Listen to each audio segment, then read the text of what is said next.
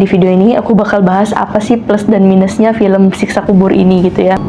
Terasa nanggung banget gitu loh. Kenapa Joko Anwar selalu membuat film yang kamu ngerti gak sih, kayak kamu nonton TikTok yang ada part 2-nya itu. Nah itu yang bikin aku keselnya nonton film ini gitu ya. Jadi kayak ini sutradaranya house view banget gitu ya, sampai harus ada part-partnya gitu. Nanti orang udah bisa nebak gitu loh. Oh, ini mah endingnya pasti bakal bersambung lagi gitu. Kita masih menebak-nebak endingnya itu seperti apa gitu loh. Apakah ini otentiknya Joko Anwar? Halo Select, selamat datang kembali di Echa Markecha Channel.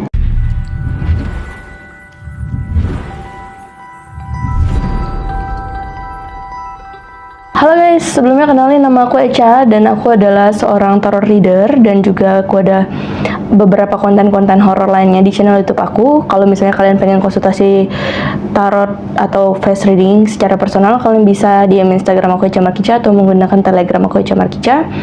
Dan kalau kalian pengen lihat keseharian aku, kalian bisa datang ke Instagram aku Echa Markecha. Terima kasih.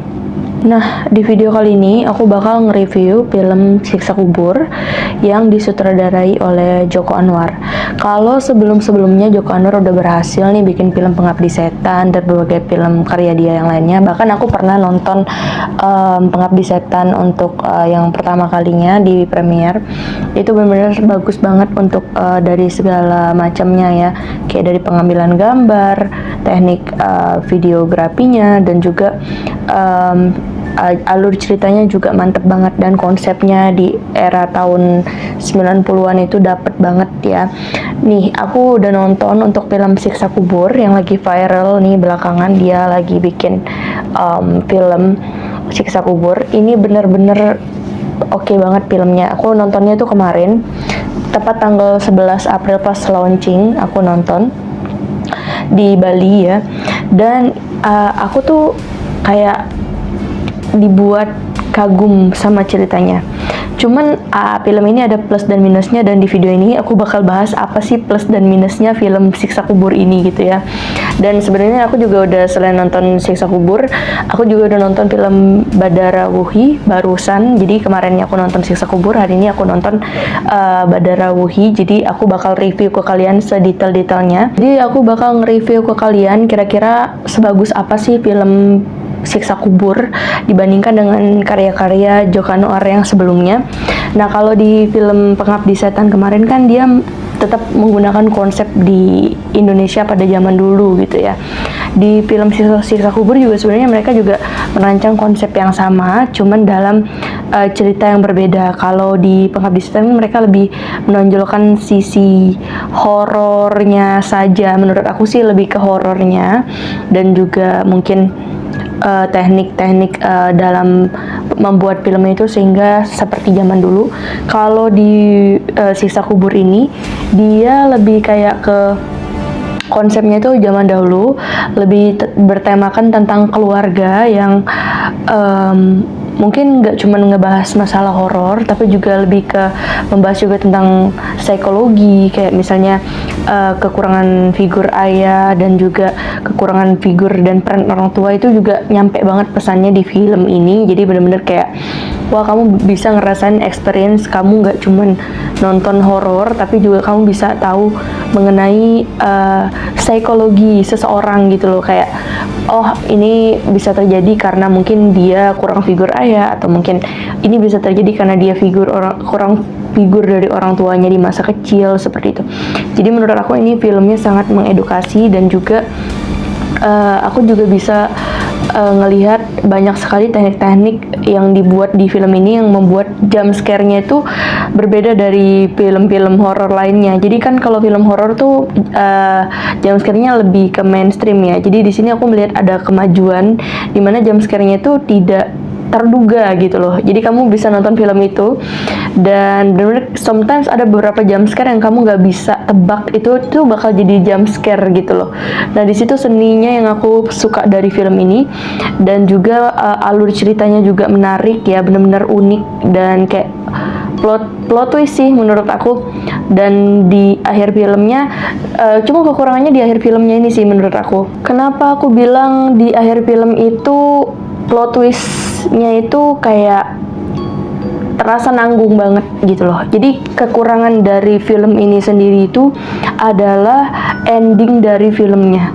Jadi kamu tuh gak cukup buat nonton film ini sekali, kamu harus nonton berulang kali buat kayak pelajari clue-nya dari setiap adegannya itu, apakah ada clue-clue menarik gitu yang bisa kamu ambil kesimpulannya untuk ending dari film ini. Karena kalau kamu misalnya ngerasa kayak oh nonton sekali udah cukup, jujur ya aku nonton satu kali aja itu kayak aku masih menebak-nebak untuk endingnya itu sebenarnya seperti apa gitu loh, saking plot twistnya film ini gitu loh. Dan kamu juga bakal kayak bingung juga sih di endingnya itu sih menurut aku.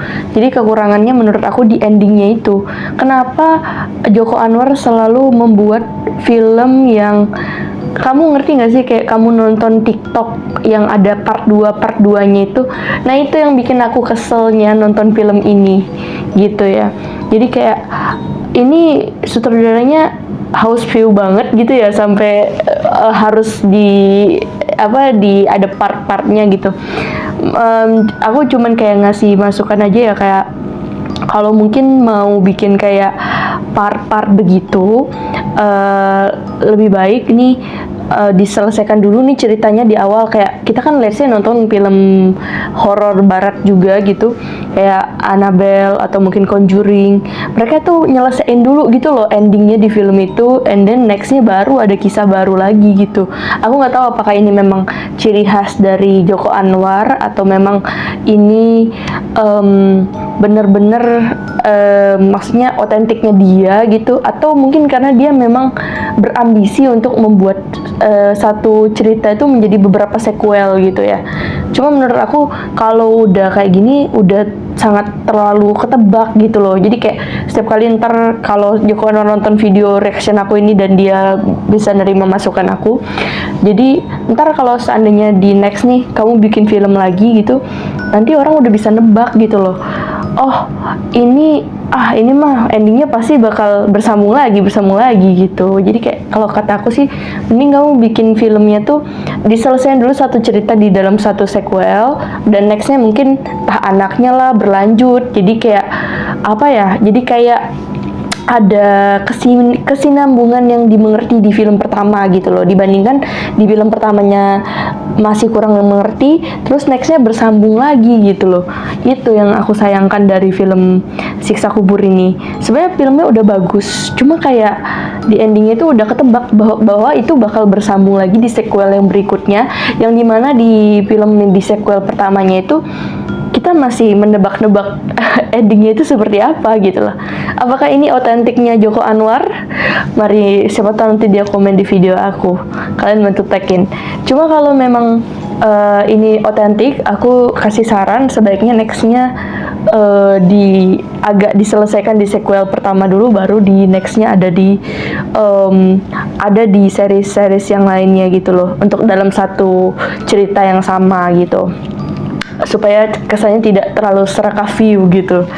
Cuman oke sih, menurut aku filmnya sudah oke, dari konsepnya, dari jump scare-nya, terus juga dari tata cara pengambilan pengambilan filmnya itu oke banget, dan juga alur ceritanya yang aku salut sih oke banget. Cuma untuk bagian sequelnya itu aja sedih menurut aku, yang agak kurang gitu ya, karena sudah tertebak gitu loh. Apakah ini memang ciri khas Joko Anwar? Oke, nanti nextnya aku bakal coba review film Badara Wuhi juga, dan juga aku bakal bandingin antara filmnya Joko Anwar ini dengan filmnya Badara Wuhi dari KKN Desember ini, apakah bisa menandingi gitu ya. Mana yang lebih menarik buat kamu tonton di minggu ini. See you guys, jangan lupa buat di like, comment, dan subscribe-nya.